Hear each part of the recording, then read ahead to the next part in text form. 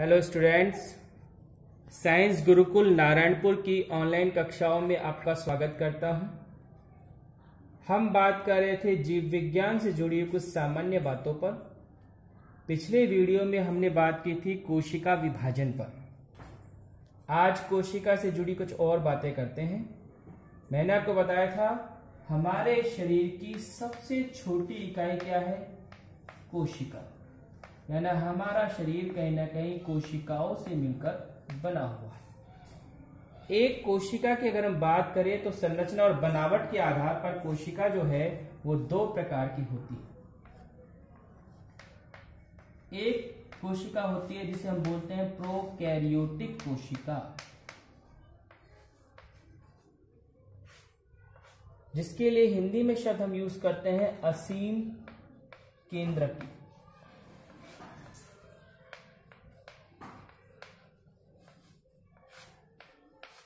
और दूसरी टाइप की जो कोशिका होती है वो होती है यूकैरियोटिक कोशिका।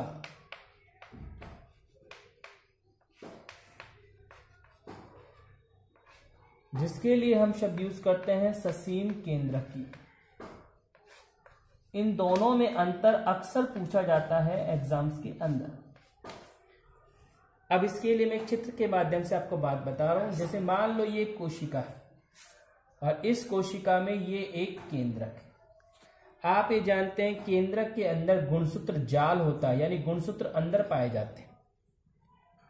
तो अब अगर हम पहली कोशिका की बात करें जिसे नाम दिया असीम केंद्रकी, यानी कि केंद्रक की असीम का मतलब सीमा नहीं है। फिलहाल ये केंद्रक और केंद्रक की सीमा क्या है? ये जिसे बोलते हैं केंद्रक झिल्ली।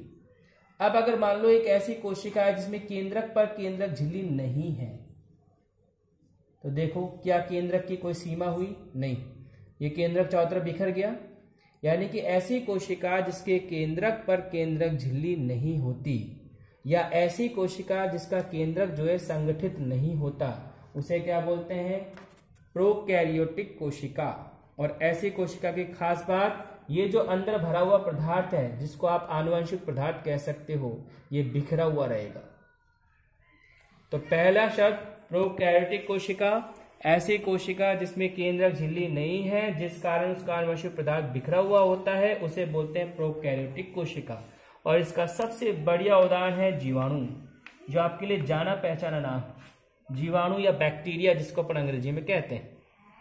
इसके अलावा दूसरा इसका अच्छा उदाहरण मिलेगा आपको नीलहरित शैवाल, ये भी इसी में। तो ये दोनों जो है ये दोनों प्रोकैरियोटिक कोशिकाएं हैं। अब दूसरा शब्द आ जाओ यूकैरियोटिक कोशिका। यूकैरियोटिक कोशिका बिल्कुल इसकी उल्टी है, यानी ऐसी कोशिका जिसमें केंद्रक के चारों तरफ क्या पाई जाती है? केंद्रक झिल्ली, जिस कारण उसका आनुवंशिक पदार्थ इकट्ठा रहता है। तो ये दोनों एक दूसरे के विपरीत है और बनावट के आधार पर ये दो ही टाइप की कोशिकाएं पाई जाती है। कोशिका से जुड़े कुछ महत्वपूर्ण कोशिकांगों की बात करें तो सबसे महत्वपूर्ण कोशिकांगों में माइटोकॉन्ड्रिया आता है। माइटोकॉन्ड्रिया पर बात हम पहले भी थोड़ी किए थे। माइटोकॉन्ड्रिया को कोशिका का शक्ति गृह या पावर हाउस कहते हैं। अर्थात कोशिका में ऊर्जा निर्माण और संग्रह से संबंधित कार्य कहाँ होता है? माइटोकॉन्ड्रिया में होता है। माइटोकॉन्ड्रिया की संरचना के लिए ये चित्र आता है सिलेबस के अंदर। माइटोकॉन्ड्रिया के अंदर कितने आवरण होते हैं? दो। कौन कौन से? एक ये वाला बाहर वाला और ये अंदर वाला। नाम दिया है बाहरी आवरण और भीतरी आवरण। दोनों आवरणों के बीच में देखिए खालिस्तान बनाया है।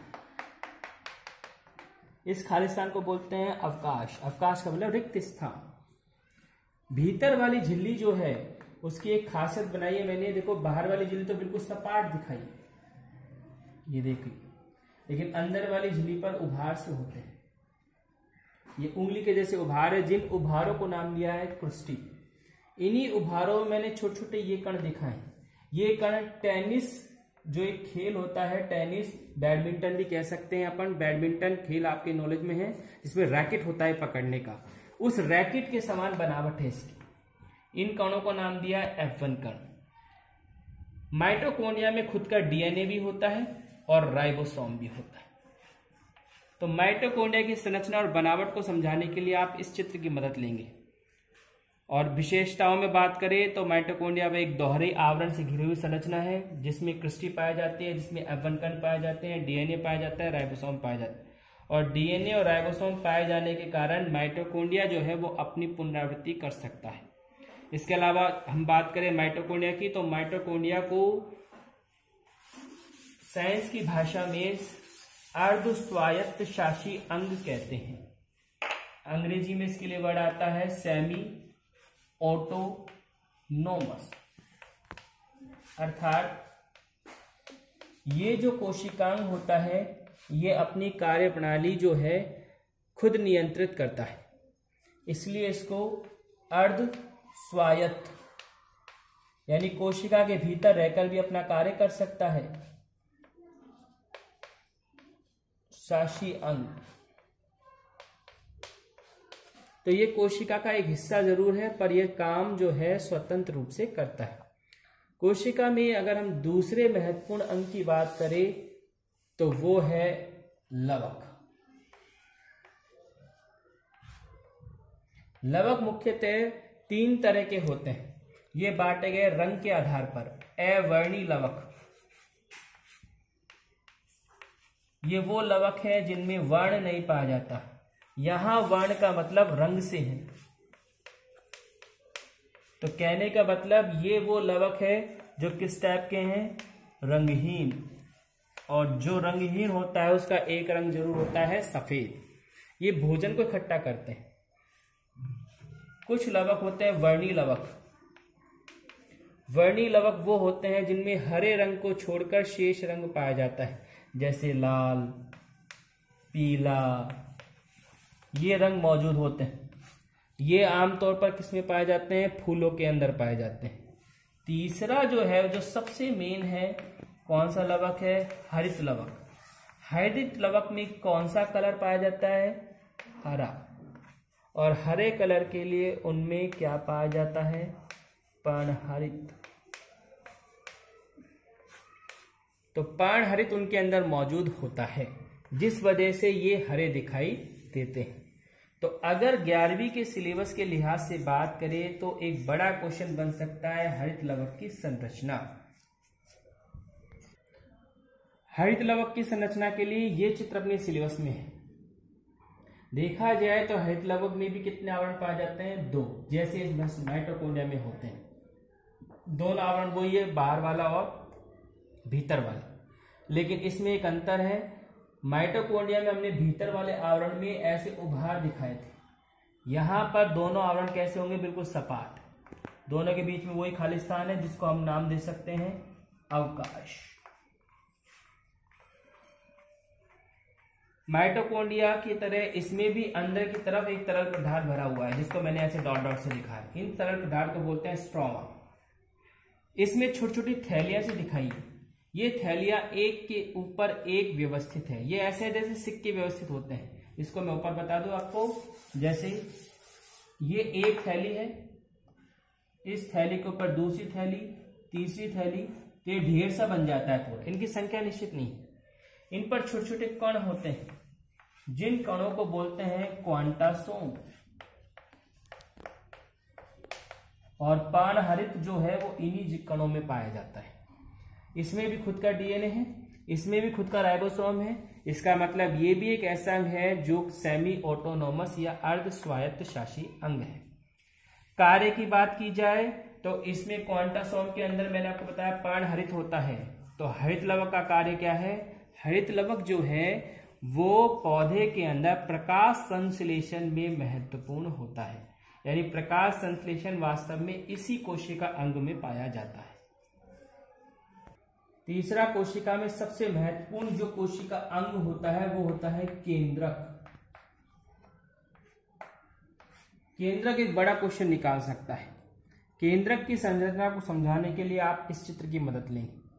केंद्रक एक दोहरी झिल्ली से घिरा अंग है। अभी फिलहाल इनको आप भूल सकते हैं, इनको मैं एक बार इस तरीके से दिखा सकते हैं।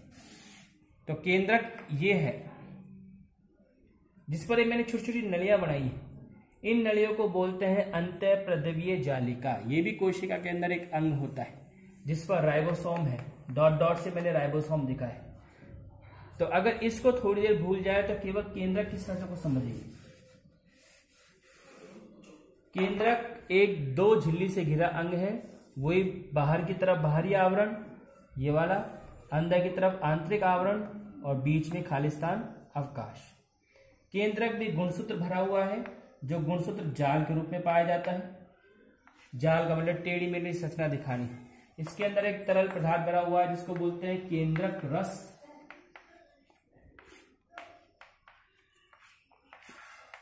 इसी में गुणसूत्र है और इसी में एक छोटा गोला और दिखा है जिसे बोलते हैं केंद्रिका। केंद्रक के जो ये केंद्रक के चारों तरफ झिल्ली है, उस झिल्ली में बीच बीच में मैंने छिद्र दिखाए हैं जिनको बोलते हैं केंद्रक छिद्र। केंद्रक में पदार्थों का आवागमन इन्हीं छिद्रों के जरिए होता है। केंद्रक के कार्य की अगर बात की जाए तो पहला और सबसे महत्वपूर्ण कार्य केंद्रक के अंदर क्या पाए जाते हैं भाई, गुणसूत्र।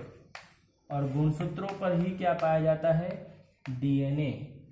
यानी कि माता पिता से बच्चों में जो गुण जाते हैं उसको ले जाने के लिए कौन जिम्मेदार है, केंद्रक ही जिम्मेदार है। इसके अलावा मैंने पिछले वीडियो में भी आपको बताया, किसी भी कोशिका का सबसे महत्वपूर्ण जो नियंत्रण केंद्र होता है वो कौन सा अंग होता है, केंद्रक ही होता है। यानी केंद्रक कोशिका का क्या करता है, कंट्रोल करता है पूरा। तो ये कोशिका से जुड़े कुछ महत्वपूर्ण कोशिकांग थे। इसके अलावा कुछ छोटे क्वेश्चंस भी बन सकते हैं, जैसे लाइसोसोम जो कोशिका में पाचन करता है, कोशिका झिल्ली जो कोशिका को एक निश्चित आकार और बनावट देता है, इसके अलावा राइबोसोम जो प्रोटीन संश्लेषण करता है। तो ये आपके लिए छोटे क्वेश्चंस बन सकते हैं। तो ये था कोशिका और कोशिका से जुड़ी कुछ सामान्य बातें। नेक्स्ट वीडियो में हम जो है वो शुरू करेंगे सामान्य जो जीव जगत है उससे संबंधित बातें। धन्यवाद।